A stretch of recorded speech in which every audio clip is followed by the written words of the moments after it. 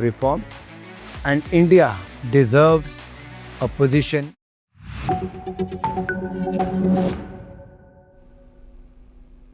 Hello and welcome, I'm Ellie Richardson and you're watching the World Report on NewsX World. Let's take a look at some of the top headlines of this hour. Iran's Foreign Minister Abbas Araghchi has said that he will meet the UN nuclear watchdog chief on Monday, ahead of US-Iran nuclear talks to tackle their dispute over Tehran's nuclear program and avert conflict as US warships deploy to the Middle East. Israel's cabinet has approved further measures to tighten Israel's control over the occupied West Bank and make it easier for settlers to buy land, a move Palestinians call a de facto annexation. The Kremlin has rejected a baseless assessment by 5 European countries that Russian opposition leader Alexei Navalny died from poisoning while in an Arctic prison 2 years ago.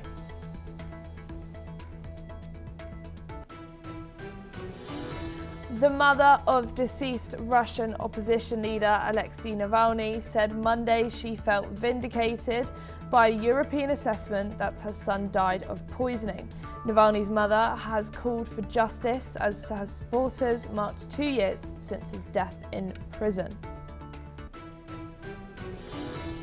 A global artificial intelligence summit kicks off in New Delhi, but with big issues from job disruption to child safety, as India's Prime Minister Narendra Modi will inaugurate the 5-day AI Impact Summit at 5 p.m. today, which aims to declare a shared roadmap for global AI governance and collaboration.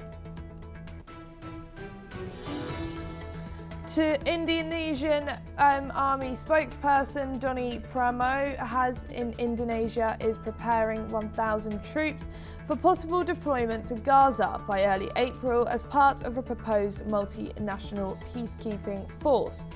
Pramono said that the final decision rests with the government, adding that a total of 8,000 Indonesian soldiers will be ready for deployment by June. Investigators have obtained DNA samples from a glove that was found near Nancy Guthrie's Arizonan house and appears to match the pair worn by a masked prowler seen in doorbell camera footage before she was abducted 2 weeks ago, the FBI has said. China's Russian oil imports are set to climb for a third straight month to a new record high in February as independent refiners snapped up deeply discounted cargoes after India slashed purchases, according to traders and ship tracking data.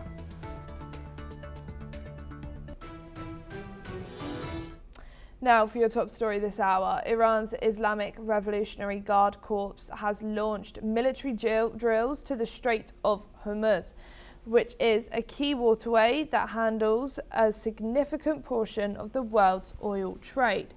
As per reports, the drills are being conducted under the supervision of the IRGC's head.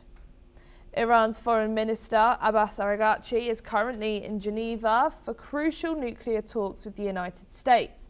He will meet the head of the UN's nuclear watchdog, the IAEA, Rafael Grossi, to discuss Iran's nuclear program.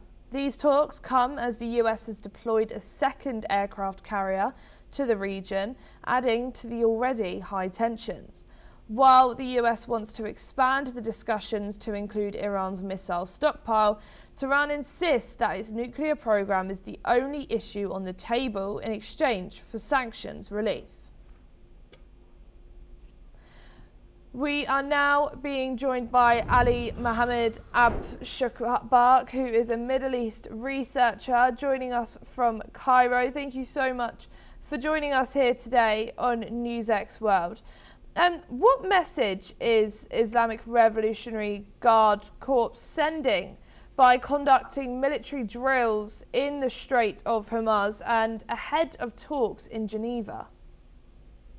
Oh, thank you for having me. Things is it's most important to highlight that this is not the first time the Revolutionary Guard and Iran conducted drills in the Gulf, in the Persian Gulf and in the Oman Gulf as well as this. But the time today, it's very important to highlight about it. The time it's in during the conversation between United Nations and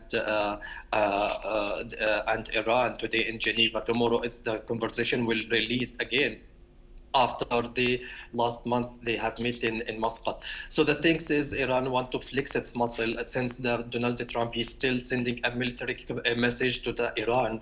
Iran want to show itself as ready for the both option, either if Donald Trump he want to reach to the peace or Donald Trump he want to launch or wage a war against Iran. Like the same things happened in last year during June 2025 during the Muscat one first time when America and Iran have been in negotiation in Muscat. At the time, after some time, that America have been bombed Iran and have been bombed the missile project, nuclear weapon for Iran. So this time, it's very significant and very crucial for Iran. Donald Trump, he sent his aircraft for the region, as well as Iran have been lost all the proxy in the region. There is no Ansar Allah al-Houthi, there is no Hezbollah, there is no Hamas, as well as in Iraq, there is no military there is no military function for them to help and support Iran in case they are going to wage a war against it. So Iran want to show it to the international community, especially Donald Trump, that they are ready for both of options. They could be self-defense in themselves without relying on the proxy. That's it, the message. But also today, Abbas Araghchi, he said he has several of options, and he in his diplomatic bags, he has several of pessimistic news for the negotiation.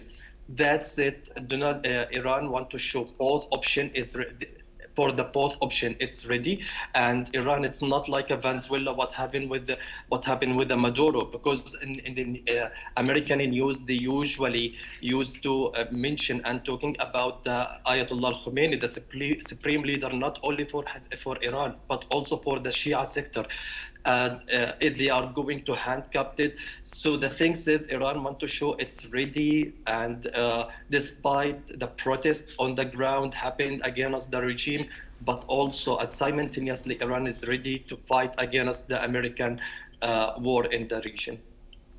As well as both mentioning that also, this also Strait is very important and crucial for export the oil for the global world. So that's Iran want to say, in case America is going to wage a war, there is no oil for the world. So if also the title of this drill, smart control of the Hormuz, it has a significant meaning. What does it mean, smart? They are going to use a smart weapon or a secret weapon, like what Donald Trump he used to always flaunting with his during his operation against Maduro. So this is the name. The title itself also has a significant. What does it mean? Is the Iran going to, remotely control Hormuz, or usually using as a traditional war in like a weapon against weapon, like what we have seen recently? And can simultaneous military actions and diplomacy realistically coexist? We know that US has now sent another aircraft over, and now this. So do we know that they can coexist, or do drills risk undermining the second rounds of negotiations?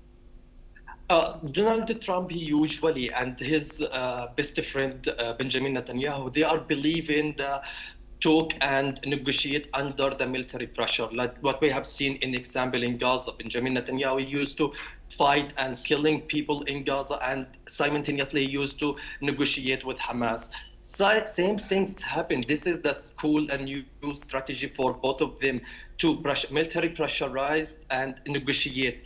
That's it. They can obtain a several of things. Iran is ready to lose everything. Iran was clear they are going to transform its a nuclear weapon and its a nuclear program, and they are going to reduce the enrichment. Iran is ready also to negotiate about the human rights, but there is a several of red flag for Iran, like a missile, because they consider it as a defense weapon for themselves. The same things happen also in Gaza. As I mentioned, Donald Trump, he wants to send a message to Iran: if you are not going to give up, if you are not going to listen what we are want, so we will wage a war like what we happened in June 2025. Same things. That's it, that strategy of Donald Trump. He wants to obtain as much as he can, and ultimately he wants to promote himself as a hero, not only for America, for the international community, and he saved the world from the Iranians' danger. But the thing is, as I mentioned, Iran is not Venezuela, Iran is not Gaza. It has a several of military, has a several of missiles. So if they are going to wage a war, that will make it a regional war. That's sure. Like what we have seen during the June 11 days of war in June 2025, how much Iran launched a several of missile toward Israel, and that's make it a crisis in the region, as well as for the export of the oil. So this region is not ready for any tension. That's it. Why Arab countries used to mediating between America and Iran to reduce the tension last month. So in my opinion, to send two aircraft to the region, this is a strong message to Iran that the time is not for yourself, the time is not in your benefits, and buying time, it's not, I mean, it will not help you. So that's it. Donald Trump, he's sending, and he militarized the region as much as he can. But in my opinion, see, in after the Islamic Revolution in Iran have been success in 1979, Iran have had a conflict with Iraq for more than 10 years. And ultimately, there is no one win in this war, either Iran or Iraq. That's it, the mentality of Iran. If the 0 point come and the time of war come, they will fight against everything. They will not give up. But also, in my opinion, Iran is ready to give up and to leave whatever Donald Trump he want, like what we have seen during the military proxy in the region. Iran ditched them. Iran left them their military, and they told them you can face your faith by yourself, like what happened with Hezbollah, and as well like what happened with the previous regime for Syria, Bashar al-Assad. All of these things, it's giving a sign that Iran maybe it changed its policy in Middle East, and maybe will not be a naughty like what we have Donald Trump, he used to always asking for. Thank you so much for joining us here today on the NewsX World. It's been a pleasure speaking with you. US Secretary of State Marco Rubio reiterated President Trump's support to Hungarian Prime Minister Viktor Orbán ahead of the April elections. Rubio said the US is ready to provide financial help if Hungary faces difficulties, stressing that Trump wants Orbán to succeed. This follows an earlier visit by Orbán to the White House, where Trump offered financial protection. Rubio also talked about the strong relationship between the US and Hungary, especially in energy and business. Orbán thanked Trump, calling the current US-Hungary ties a new golden age. Listen in. President Trump is deeply committed to your success, because your success is our success. Because this relationship we have here in Central Europe through you is so essential and vital for our national interests. We are now being joined by Ross Feingold, who's a political analyst, joining us from Taiwan. Thank you so much for joining us here today on NewsX World.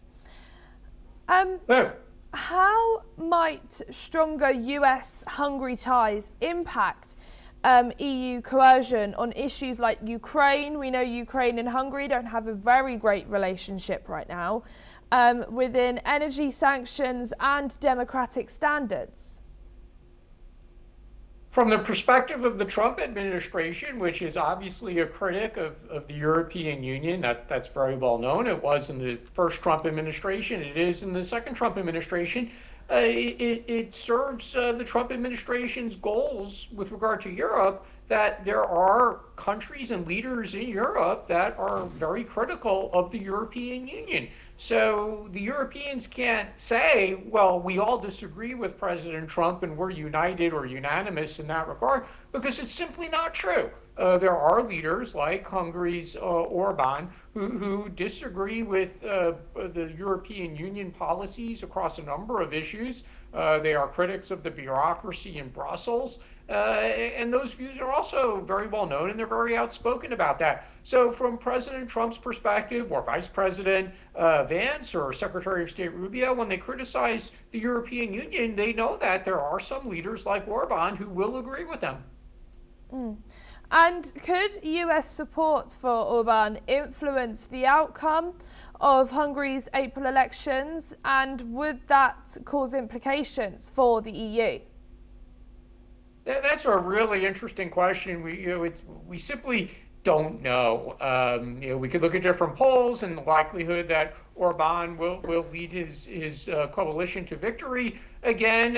If he does, if he's successful, then sure, it could be that voters felt that it's important to have the United States and the current government of the United States, President Trump, on their side, and that's why they decide to return this group to power. If they should lose and the opposition should win, then we'll be talking about this on NewsX and saying that President Trump's support for Orban backfired. It didn't help. So it's definitely something to watch. The support of President Trump has been a factor in multiple elections around the world. It's helped people get elected. Right of center conservative candidates have successfully been elected with the outspoken support of President Trump. So it could very well be a factor in Orban returning to power. And if he does return to power, then again, we'll be in the same situation where we are now, where there is a leader in Europe who is very outspoken in his criticism of the European Union. And what does Trump's backing of Orban signal about US foreign policy priorities in Europe? Well, we know what some of those priorities are. One, it's to reach an agreement between Ukraine and Russia, which involves the parameters that are publicly known, and most notably that Ukraine would have to agree to a certain amount of its territory being occupied by Russia. And Hungary is not going to criticize those parameters, whereas other European countries have criticized those parameters. So the most pressing issue is probably Ukraine-Russia, and now the United States has a leader in Hungary who agrees with the Trump administration negotiating approach. Another issue is criticism of immigration, and specifically immigration from Muslim, Middle Eastern countries or African countries. And Orban's views on that issue are very similar to the Trump administration's issues, and the Trump administration has been willing to criticize the European Union about that. And then another issue is green energy. Again, it's another issue where the Trump administration's views and President Trump's views,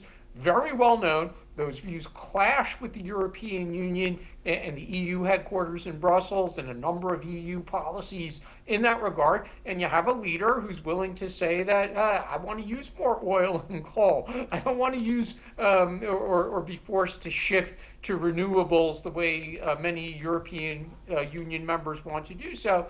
And that's another issue where the Trump administration disagrees with the European Union, but there's alignment between Orban and the Trump administration. Thank you, Ross. Don't go too far, as we will be back with you very shortly. Former US Secretary of State Hillary Clinton has called for more files related to Jeffrey Epstein to be released, following troubling revelations about the late sex offender. Speaking at the Munich Security Conference, Clinton highlighted allegations that Steve Bannon, a former advisor to President Donald Trump, sought Epstein's help in opposition efforts against Pope Francis. Meanwhile, both Hillary and Bill Clinton have agreed to testify in a congressional investigation into Epstein, despite facing contempt charges for refusing to appear in person. Recent Justice Department documents releases have further exposed Epstein's connections to many high-profile figures. Listen in. It's horrifying, and we're hoping that there will be continued release every day that passes. That doesn't mean, as our news commentators say every day in the United States, it's because someone's name is there, they committed a crime. But I think there's a lot of very troubling and really horrific information coming out. Today, it came out that Steve Bannon was trying to get Jeffrey Epstein to help him overthrow Pope Francis. I've called for, many, many years for everything to be put out there so people can not only see what is in them, but also, if appropriate, hold people accountable. We'll see what happens. We are now being joined again by by Ross. Thank you so much for joining us back here. Does Clinton's participation in the files and the upcoming congressional deposition change the political dynamics of this controversy and what she's saying? Probably not, because the questions that are asked can only be with regard to Bill or Hillary Clinton's interactions, friendship, philanthropic dealings with Jeffrey Epstein. It's not going to shed much light on the wider group of people, whether from the worlds of politics or business or academia or arts, who had interactions with Epstein. And we already know for a fact that Bill Clinton traveled with Jeffrey Epstein. They were clearly more than just social acquaintances. They had a much more extensive relationship than being mere social acquaintances. But so much of that is already known. I mean, of course, during these hearings, Bill Clinton or Hillary Clinton are not going to admit that Bill Clinton engaged in any kind of illegal activity together with Jeffrey Epstein. So it will get a lot of attention because of how unusual it is to have a former president and a former first lady testifying about this horrible person. But is it going to shed much light? Probably not. Will it end the controversy? Also, probably not. And obviously, we know that Clinton has called for full transparency of the Epstein files and for them to all now be released for the public. For the last drop of the files, we saw a lot of it was redacted, and there was lots of controversy because the parts of what was redacted was senior figures and high officials. But some of the victims weren't redacted, and they were then put out when they didn't want to be. How should the release of these next files that Hillary Clinton is now asking for, how should that happen? Well, the Justice Department is claiming that they've released everything and that there isn't anything else to release. The only issue here is whether to unredact a lot of the names that have been redacted. As far as Hillary Clinton's comments go, apparently she must have discussed this in detail with Bill Clinton. He's assured her that no matter where his name appears in these files, if his name is redacted, if his name is unredacted, it's not going to reveal anything significantly more damaging than what we already know about Bill Clinton's interactions with Jeffrey Epstein, and it won't reveal any illegal activity by Bill Clinton. So that probably gives Hillary Clinton some comfort to say names that are redacted should be unredacted. And if there are any friends of Hillary and Bill Clinton whose names appear after those names are unredacted, I guess the Clintons have made the decision that for political or public relations purposes that they could cut ties with anyone closer. And keeping in mind, that there's already been people close to the Clintons who've been publicly named, such as former Treasury Secretary Lawrence Summers, even Secretary of Commerce Lutnick raised money for Hillary Clinton in 2016. Again, it seems that the Clintons have made the strategic decision that any additional names that are revealed who are close to them, they're willing to cut ties. Thank you so much, Ross, for joining us here today on NewsX World. It's a pleasure speaking with you. 5 people were reportedly injured after an avalanche derailed a train in Switzerland. The incident took place near the village of Goppestein in the canton of Valais early this morning. One of the injured passengers was taken to hospital while the others were treated at the scene. Emergency services, including 2 ambulances, a helicopter and mountain rescuers were quickly deployed. Swiss Federal Railways confirmed the derailment was caused by an avalanche. The affected train was a Regio Express which had departed Spiez earlier in the morning. There were 29 passengers on board.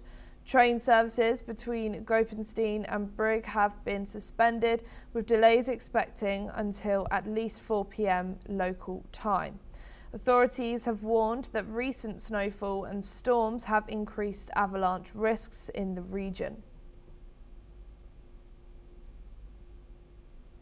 That's all we have time for this hour. Keep watching NewsX World for more news updates from around the world.